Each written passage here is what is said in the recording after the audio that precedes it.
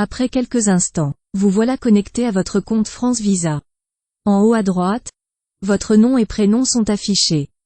Pour commencer, cliquez sur Créer une nouvelle demande dans un nouveau groupe. Votre demande se déroulera en 6 étapes. La première étape est intitulée « Votre projet ». Ici, vous devez renseigner toutes les informations relatives à votre projet de séjour. Tous les champs annotés d'une étoile sont obligatoires, donc assurez-vous de bien les remplir. D'abord, on vous demande des informations sur votre situation, notamment votre nationalité actuelle. On vous interroge également sur la nature de votre voyage, à savoir si vous allez voyager seul ou rejoindre un membre de votre famille ressortissant d'un pays de l'Union européenne. Pour cet exemple, nous allons sélectionner « Non ». Cependant, si dans votre cas la réponse est « Oui », cochez cette option. Ensuite, des informations sur votre séjour vous seront demandées. Cela inclut votre lieu de résidence ainsi que la ville où vous déposerez votre demande, le type de visa demandé, et la destination principale de votre séjour. Il est important de suivre l'ordre des réponses, sinon certaines options risquent de ne pas s'afficher correctement. Puis, vous devrez fournir des informations sur votre document de voyage, autrement dit, votre passeport. Cela comprend l'autorité qui vous l'a délivré, le type de document, passeport ordinaire, le numéro de votre passeport, sa date de délivrance, ainsi que sa date d'expiration. Une remarque très importante avant de poursuivre. La date d'expiration de votre passeport doit être supérieure d'au moins 3 mois à la date prévue de votre départ de l'espace Schengen. Si ce n'est pas le cas, il est inutile de continuer à remplir ce formulaire car vous risquez fort de recevoir un refus. Dernière partie avant de finaliser cette première étape. On vous demande de fournir des informations concernant votre projet de voyage. Vous devez choisir l'objet principal de votre voyage parmi cette liste de propositions. Chacun doit faire son choix selon son propre projet. Par exemple, pour un regroupement familial, sélectionnez le premier choix. Pour des études, choisissez le deuxième choix.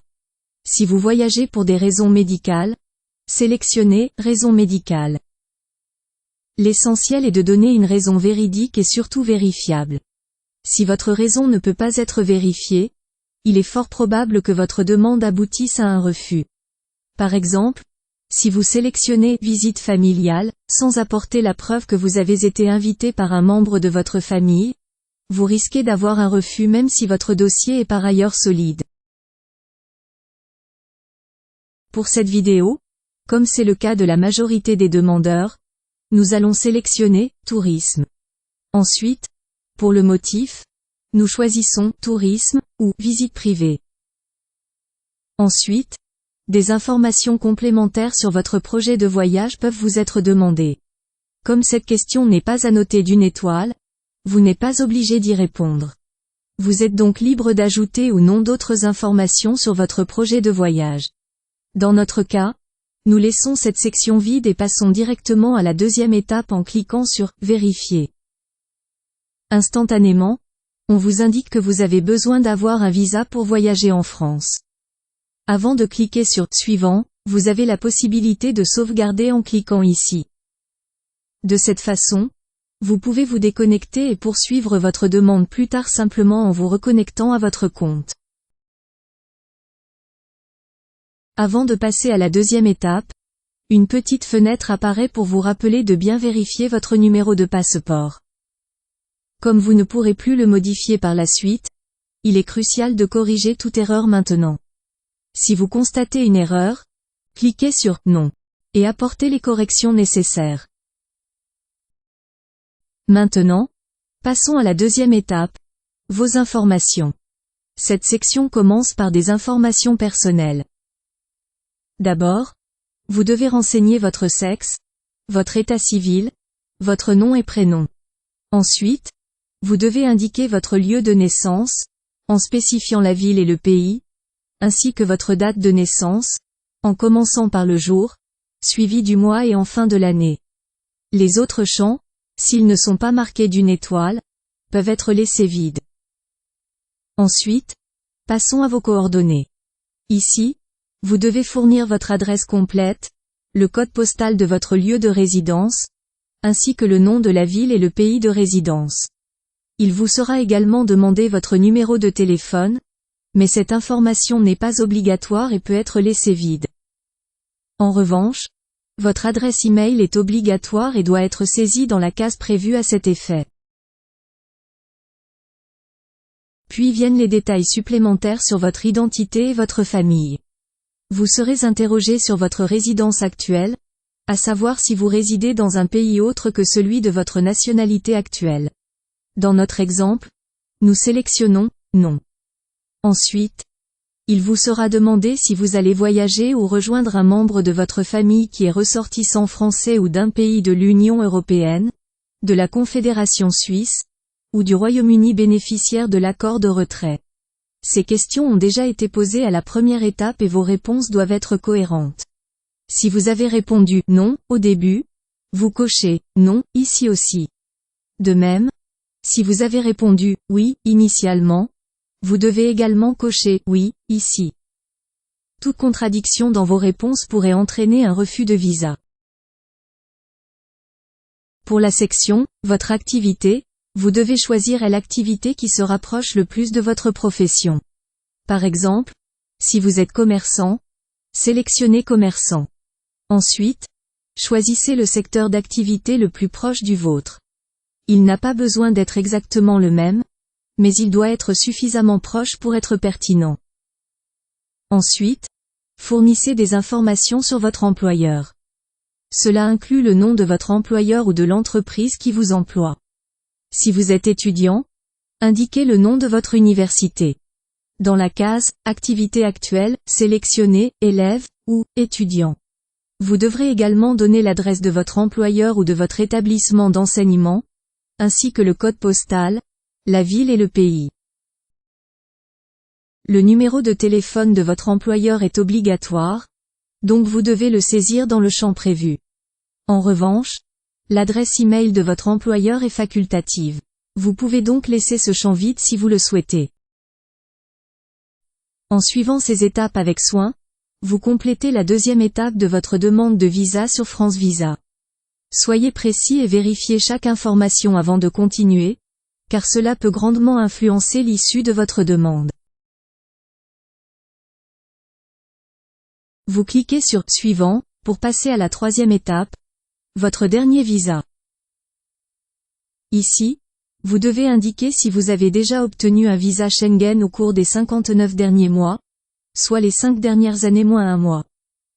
Sachez qu'il peut s'agir de tout visa Schengen, et pas nécessairement d'un visa émis par la France. La date du dernier visa qu'il faut considérer est celle de début de sa validité, et non sa date d'expiration. Pour simplifier, au moment de la publication de cette vidéo, nous sommes déjà à la mi-mai 2024. Donc tous les visas émis avant le 15 juin 2019 ne sont pas concernés. Ensuite, vous devez également indiquer si vos empreintes ont déjà été relevées lors d'une précédente demande de visa Schengen au cours de la même période. Si vous avez répondu « oui » à la première question, alors votre réponse ici doit également être « oui ». Ensuite, indiquez la date de la prise de vos empreintes. Si vous ne vous en souvenez pas, ce n'est pas grave, vous pouvez laisser ce champ vide. Vous devrez aussi indiquer le numéro de votre dernier visa obtenu. Ce numéro se trouve en haut à droite de votre visa et est généralement composé de 9 chiffres précédés de 3 lettres qui correspondent au code du pays Schengen qui vous l'a délivré. Par exemple, un visa émis par la France doit respecter cette forme. Si vous n'avez jamais obtenu de visa Schengen, ou si votre dernier visa date de plus de 59 mois, cochez « Non » pour les deux questions. Enfin, cliquez sur « Suivant » pour passer à la quatrième étape. Étape 4 sur 6. Votre séjour. Cette étape consiste à fournir tous les détails relatifs à votre séjour dans l'espace Schengen. La première question vous demande si, lors de votre voyage en France, vous allez également voyager vers un autre pays Schengen, même pour quelques heures. Pour cet exemple, nous allons répondre « non ». Ensuite, vous devez indiquer votre date d'arrivée prévue dans l'espace Schengen, c'est-à-dire la date à laquelle vous avez l'intention de voyager en France. Il est préférable de prévoir des dates relativement éloignées. Surtout avec la nouvelle procédure de prise de rendez-vous, où vous devez remplir ce formulaire bien avant de connaître votre date de dépôt. Il vaut donc mieux prévoir des dates de départ éloignées d'au moins 2 mois. Juste à côté, indiquez la date à laquelle vous prévoyez de quitter l'espace Schengen, c'est-à-dire la date à laquelle vous avez l'intention de rentrer dans votre pays. Vous devez également indiquer la durée de votre séjour en nombre de jours. Ce nombre de jours doit correspondre exactement au nombre de jours entre la date d'arrivée et la date de départ prévue. Il est donc conseillé de bien faire le compte. 1, 2, 3, 4, 5, 6, 18, 19, 20, 21 et 22. Ensuite, on vous demande d'indiquer le nombre d'entrées que vous souhaitez pour votre visa. Pour obtenir un visa à entrée multiple, vous devez sélectionner Entrée multiple.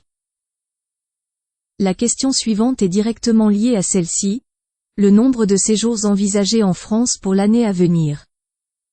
Si vous avez indiqué une seule entrée, alors ici vous devez aussi indiquer un seul séjour. Mais si vous avez indiqué Entrée multiple, alors ici vous devez indiquer au moins 2 séjours. C'est une simple question de logique. Enfin, le motif principal de votre séjour sera le même que celui que vous avez indiqué au début de ce formulaire. Dans ce cas, c'est tourisme ou visite privée. Si vous avez un autre projet de séjour, vous pouvez l'indiquer ici. Sinon, laissez ce champ vide et cliquez sur Suivant pour passer à la 5e et avant-dernière étape. Pour finaliser votre demande de visa, il est crucial de fournir toutes les informations relatives à vos contacts sur votre lieu de séjour. Cela commence par identifier la personne ou l'organisme qui vous accueillera. Si un membre de votre famille vous héberge, cochez la première case, une personne m'accueille. Si votre séjour est lié au travail ou aux études, cochez la deuxième case, une entreprise, une organisation ou un établissement m'accueille. Pour cet exemple, prenons la situation la plus courante, la 3e case, mon hôtel ou mon lieu d'hébergement. Ce qui signifie que vous devez avoir une réservation d'hôtel valide pour toute la durée de votre séjour. Dans toutes les situations, vous devez fournir des informations détaillées sur la personne ou l'organisme d'accueil, y compris le nom de l'hôtel, son adresse complète avec le code postal, la ville et le pays. Comme à chaque fois sur ce formulaire, le numéro de téléphone est facultatif, mais l'adresse e-mail est obligatoire, donc saisissez-la soigneusement. Ensuite, vous devez indiquer qui financera votre voyage.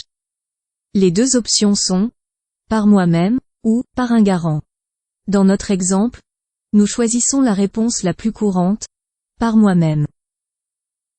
Vous devez ensuite préciser comment vous comptez financer votre séjour.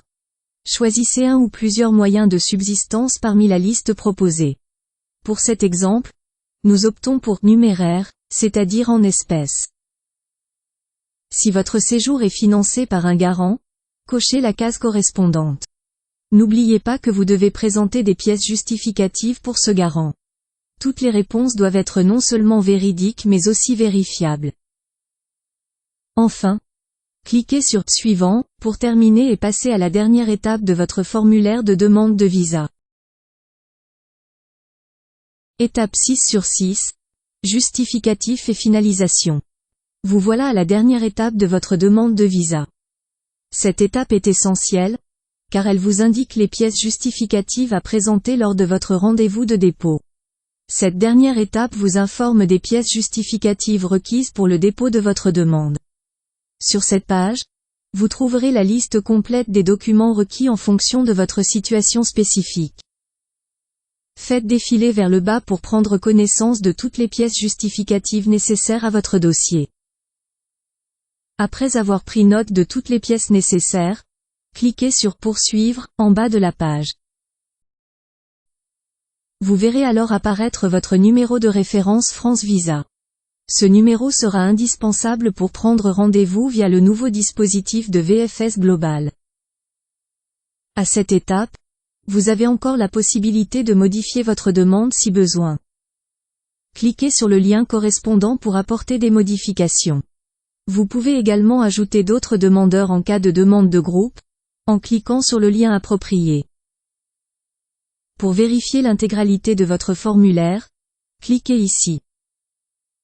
Notez que comme indiqué, votre formulaire est encore à l'état de brouillon et ne peut pas être déposé tel quel.